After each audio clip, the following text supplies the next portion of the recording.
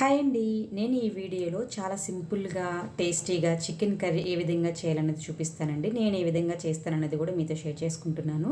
నేనైతే ఈరోజు లెగ్ పీసెస్తో అయితే చేస్తున్నాను. వీటిని ఎప్పుడు ఫ్రై చేసుకొని తింటారు కదా, దానికన్నా ఇలా గ్రేవీగా కూడా చేసుకొని తినండి, చాలా బాగుంటుంది. ముందైతే ఇలాగ క్లీన్ చేసుకొని చక్కగా ఘాట్లు పెట్టేసుకోండి. దీనికి కావాల్సినవి ఉప్పు, అలాగే కారం, అలాగే గరం మసాలా, అల్లం వెల్లుల్లి పేస్ట్, ధనియాల పౌడరు, కొద్దిగా నిమ్మకాయ, అలాగే నూనె, ఇవన్నీ కలిపేసి ఈ ముక్కలకి బాగా పట్టించేసి వీటిని ఒక గంట సేపు అయితే ఫ్రిడ్జ్లో పెట్టేసుకోండి.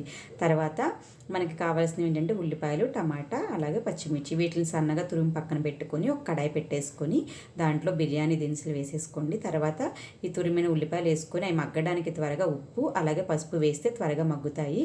కలర్ చేంజ్ అయ్యే వరకు ఉంచుకొని కలర్ చేంజ్ అయిన తర్వాత అల్లం వెల్లుల్లి పేస్ట్ వేసుకోండి.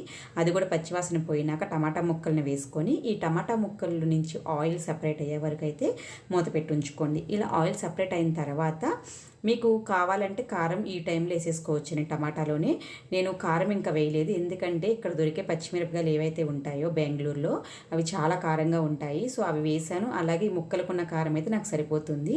పిల్లలు కూడా ఉన్నారు కాబట్టి స్పైసీ కొంచెం తక్కువగానే వేసుకుంటున్నాను. మీకు కావాలంటే ఇంకొంచెం కారం యాడ్ చేసుకొని ఈ ముక్కల్ని అయితే ఇలా పెట్టుకొని ఒక 10 నిమిషాల వరకు అటు ఇటు ఫ్లిప్ చేసుకొని ఆ ఆయిల్లోనే వేయించుకోండి. తర్వాతనే వాటర్ పోయండి. వెంటనే వాటర్ మాత్రం పోయొద్దు, పచ్చివాసన అన్నది ఉంటుంది.